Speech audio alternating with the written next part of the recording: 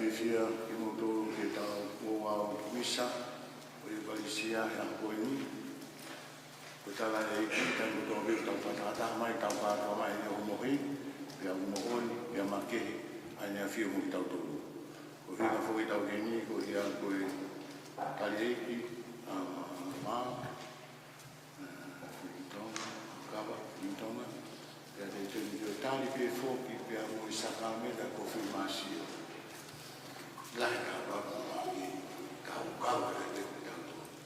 E ta kupaki fo marina tāli ko e ono tāla ko fulu mata. Ka ui tau moea ku whira o misa. Ka tau te te, mi hana tau tau mi whira o naute, ka pui ko moe moe e tau hima e eiki.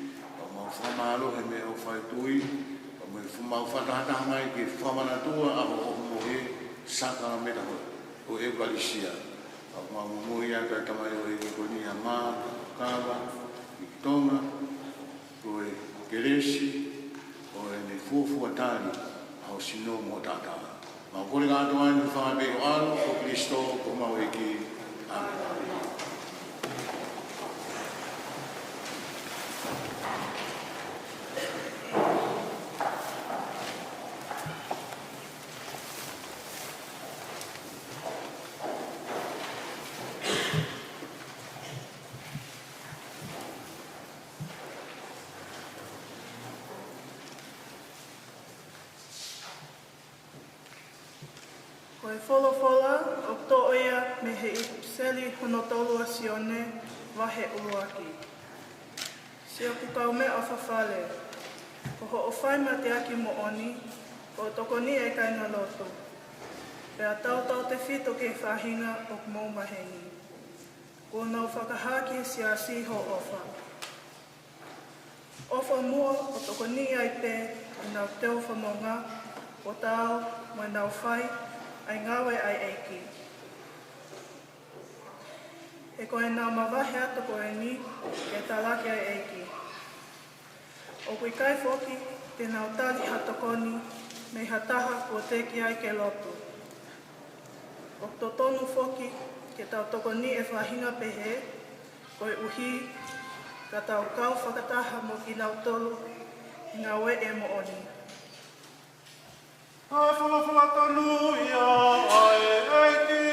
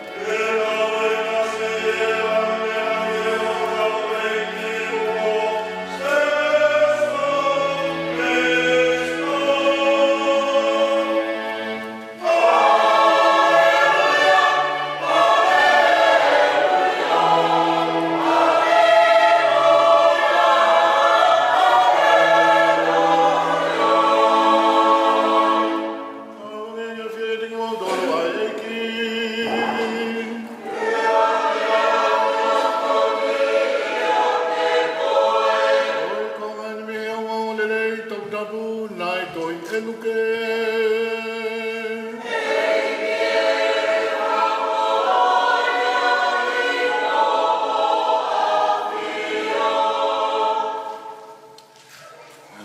Ua fulmata hai wahe, ni ma vesi ki hono ua fulmahiwa.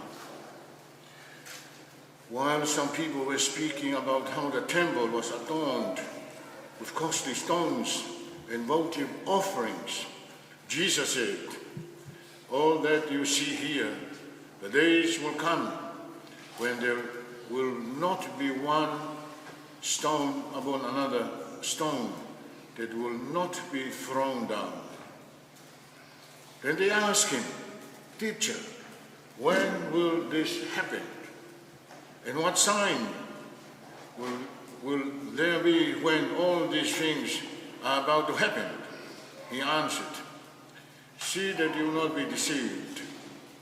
For many will come in my name, saying, I am he. And the time will come, do not follow them. When you hear of wars and insurrections, do not be terrified, for such things must happen first, but it will not immediately be the end. Then he said to them, nation will rise against nation, and kingdom against kingdom. There will be powerful earthquakes, famines, and plagues, and from place to place, and awesome sights with mighty signs that will come from the sky. Before all this happens, however, they will seize and persecute you. They will hand you over to the synagogues and to the prisons, and they will have you led before kings and governors because of my name. I will lead you to your grieving testimony. Remember, you are not to prepare your defense beforehand.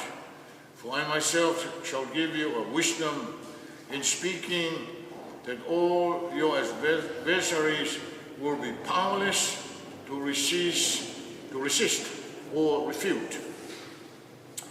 You will even be handed over by parents, brothers, relations, friends. They will put some of you to death. You will be hated by all because of my name. But not a hair of your head will be destroyed. For your perseverance, you will be secured your lives.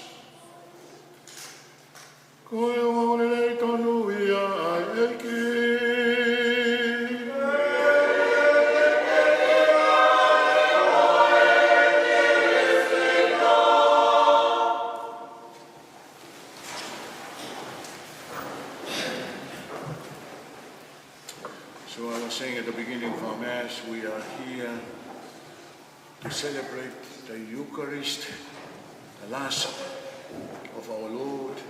And he said clearly that every time that we come together around the table of the Lord to celebrate his Last Supper, that he is here with us, crystal clear. And I said why we are here, because of this handsome young man. Yes? Mark was going like this. Yes. Mark Ahokava Filikitonga. So today, history in your journey in life, and now for the first time to receive the body and blood of Jesus. Also, you are going to receive another sacrament, the sacrament of confirmation, that the apostles received on the birthday of our church, the feast of Pentecost. And also the Katahi, turning 21, one is here now,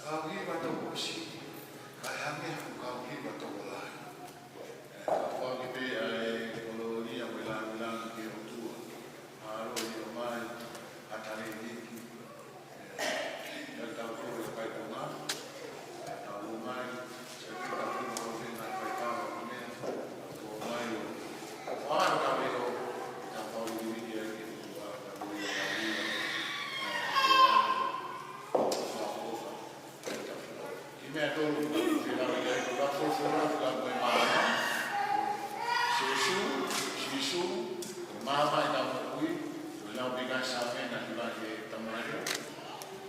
Ono wa fua ko fare o te mare. La fila fa ko meri.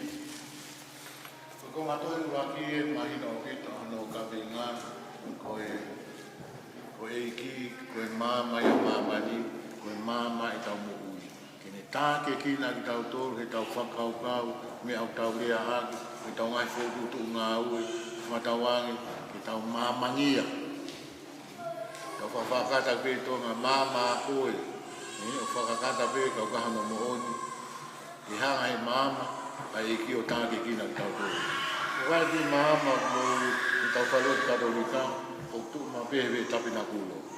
Ki māma kulo kula koe.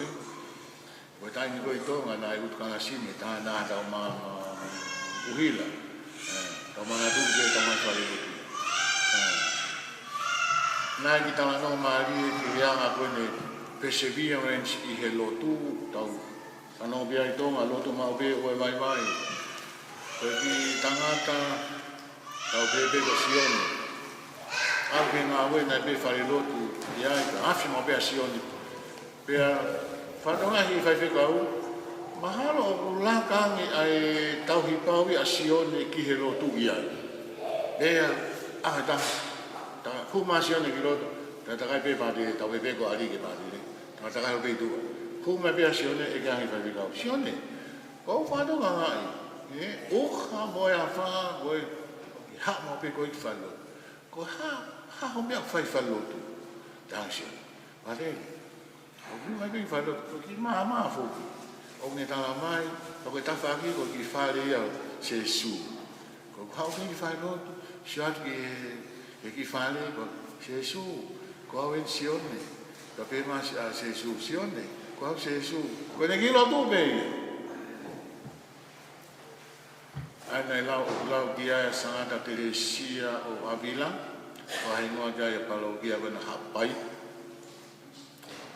Centuries of Avila, e Santa Teresia, ko e lotu, ha pe ha whainga lotu. Maulo salio, maumisa, novena, me kāsio, hapi. Maunga whahaki lotu, paka whahaki lotu, something good will happen to your life. Koe māma ia, tau tuipe, koe māma kāke si tāke kina. Ama, mo ki tau tolu non katoa. Koe whika wā ki he koe tempare. Koe wholofola peni e lau apongpongi.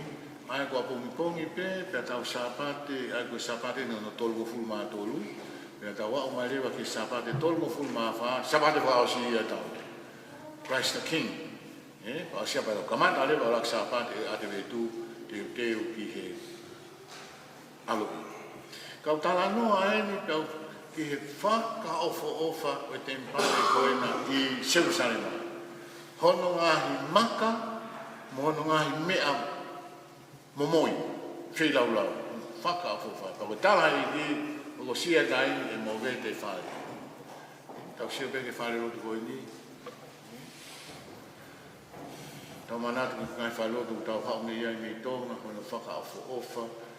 Aia koe whare o tua. Kau ni hanga whamanatu mai whaafo ofa ki tau tōru. Ai koe anga pētu au mai, koe taimi koe na koe o tuana i olunga i ao, Shekina, tau au bifu, i mana mo whaturisi, pia hako mai mo te mpare, ono worship, temple worship, pia ulau pe kai koe lotu he taimini kai koe. Sabe ke tempale mo whalotu, ka ko tau tolu, ko tempale ia o e otua. Au mwhape, sange te tolonga foi maka ki whalotu, ia te tolonga foi maka ki hata. Te ko tau tolu, ko e sino ia o e ki. Mea ofa ia a maki tau tolu, e a koe ni. Ko e whakausia merino. Ko ane awhi nei whamanat whamamanilahi ai tuku koe tau, au raki tau ko i mamani. Ai nei os i 11th of 1919.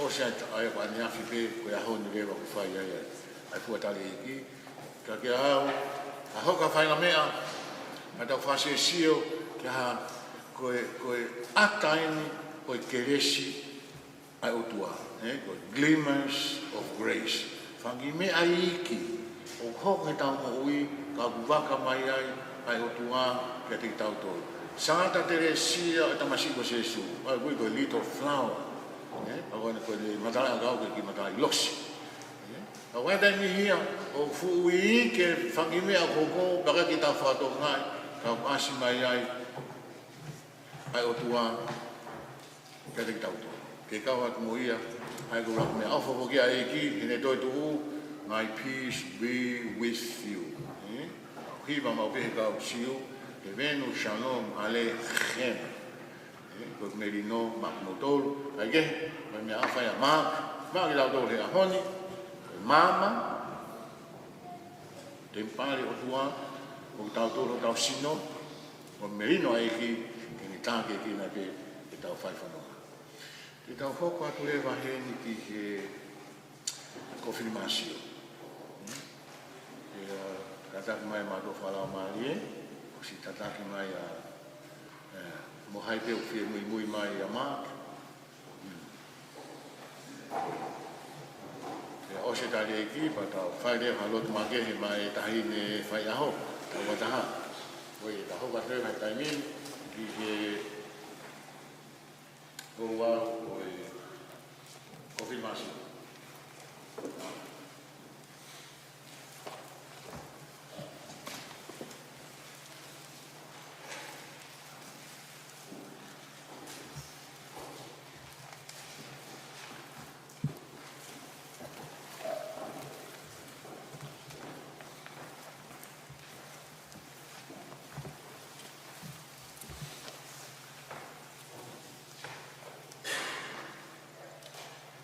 tau whakafo o e alo mesi koe anga tau baptaiso.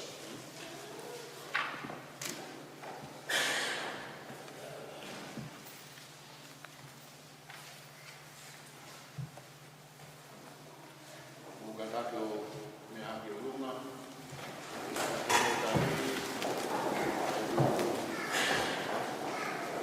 will you renounce Satan and all his works and empty promises?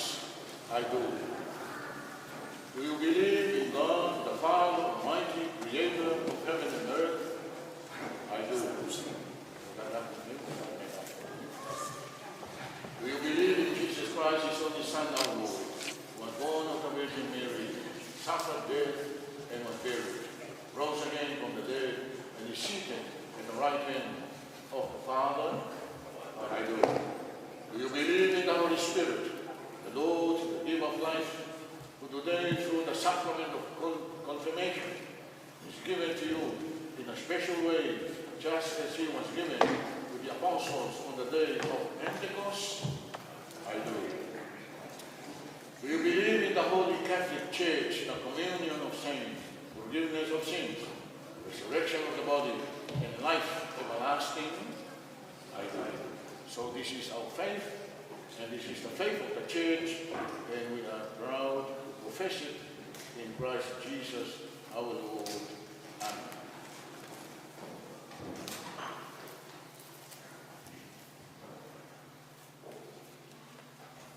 Dearly beloved, let us pray. God, Almighty Father, His adopted Son, Mark, Ahokava Filikitonga,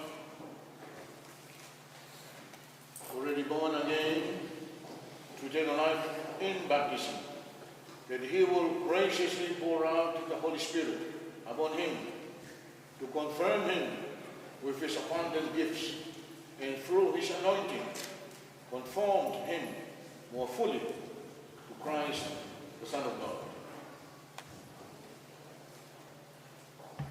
Almighty God, Father of our Lord Jesus Christ, who brought these your servants to new birth by water in the Holy Spirit, freeing him from sin, send upon him, O Lord, the Spirit, your Holy Spirit, Paraclete, Give him the spirit of wisdom and understanding, the spirit of counsel and fortitude, the spirit of knowledge and piety.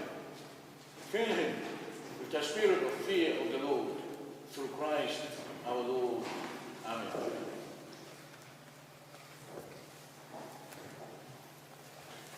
Ahokava Filikitonga, be sealed with the gift of the Holy Spirit.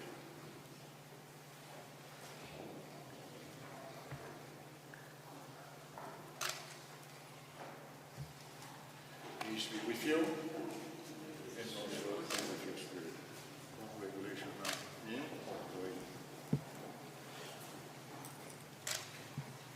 Terima kasih ya.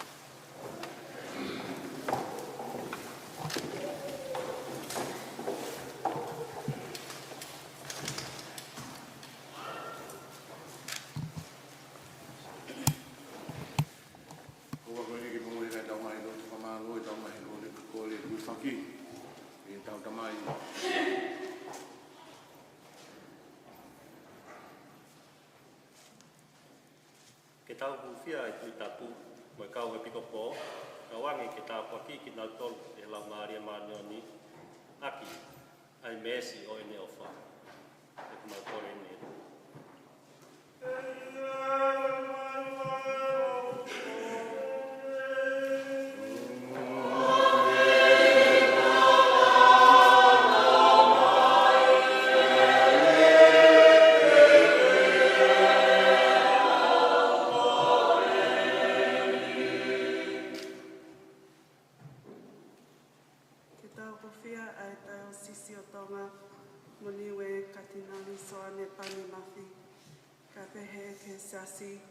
Tawangi ke hoko e pēa siasi ko hawhaka i longa o e taha moha me angawe o melino i mamani.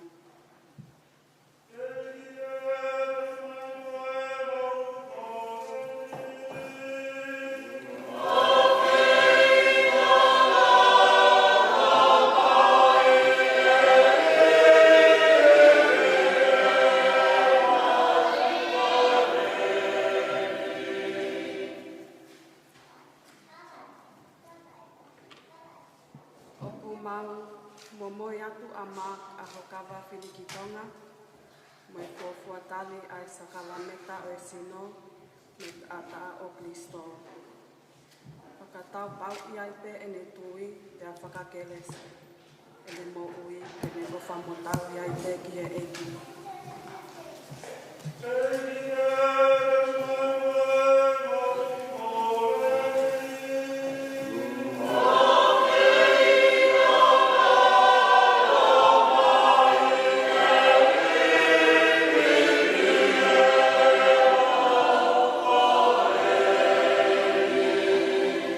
Ke tau huwhia ai ngahi whamiri ho tau komunio sanga tōku stino, ke nau whai taha mo whe o whupani, ka hilio ai o wha he ngā mo ui.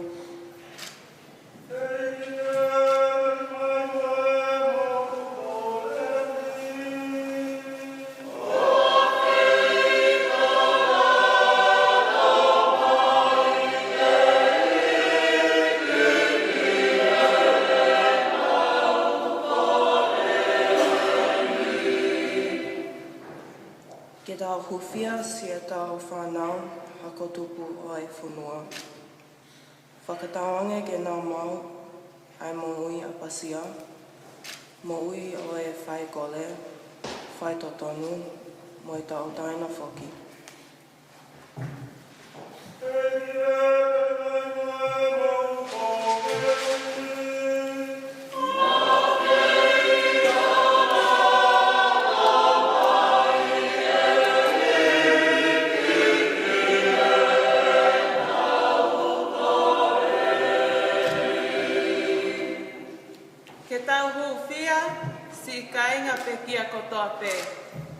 ke nā wā usia ai fia ta ingata. Pea whiohi mo eiki pai manawa ofa.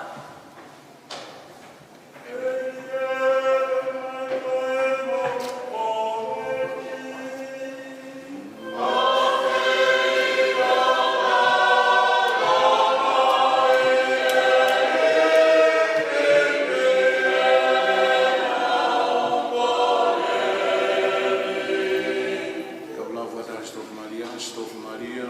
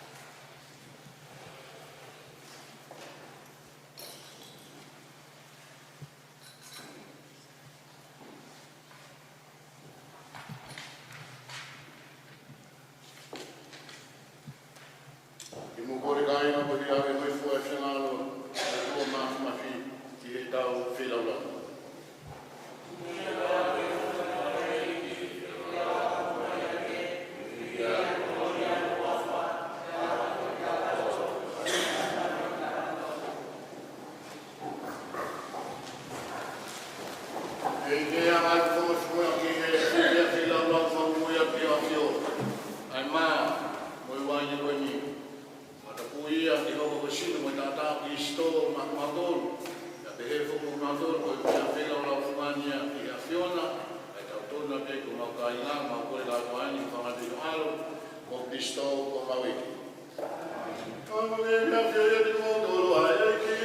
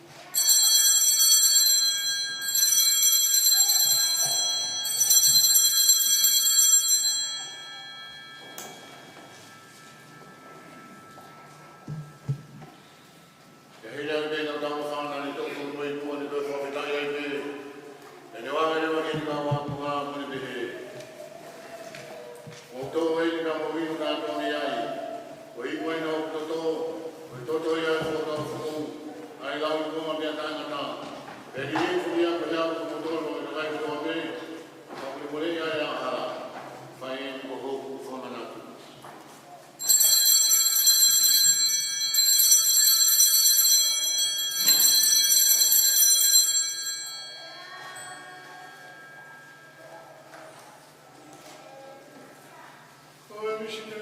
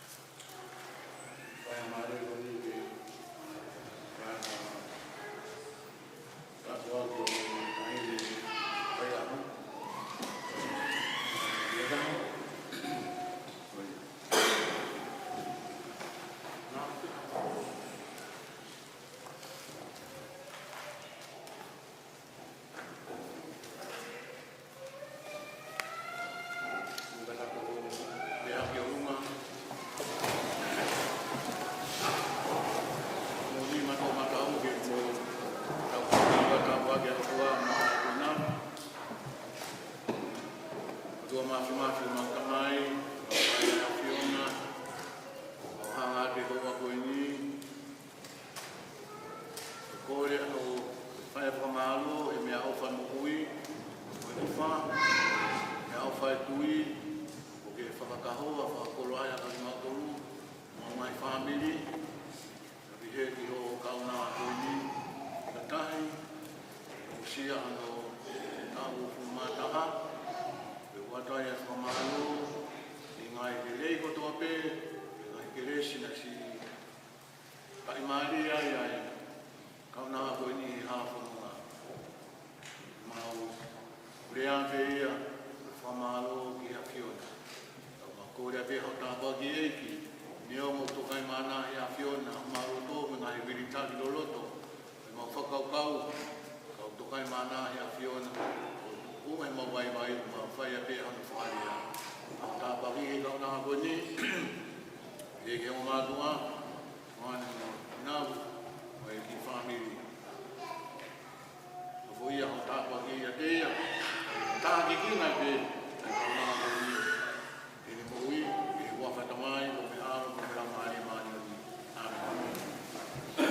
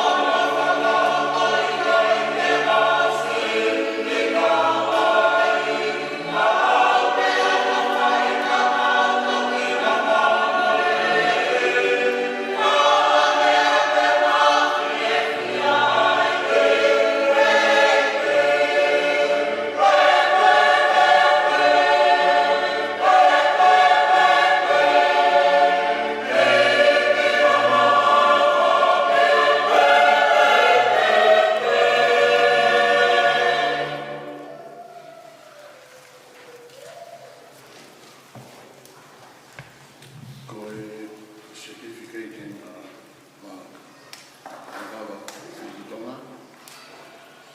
On the 12th of November 2022, received for the first time the most sacred body and blood of our Lord Jesus Christ, Holy Communion, conferred by Langi at St. Joachim's Parish Church, Lidcombe, and also Father Ebeli, the parish priest.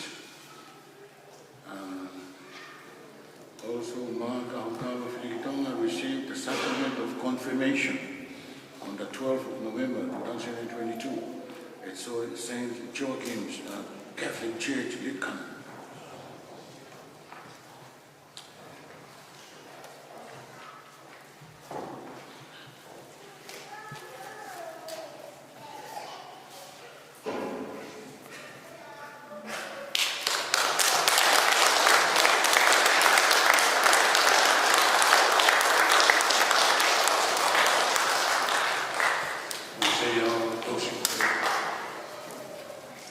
Loving God, we thank you and we praise you for the grace of today, of Mark receiving your body and blood for the first time, and also the gift and the fruit of the Holy Spirit.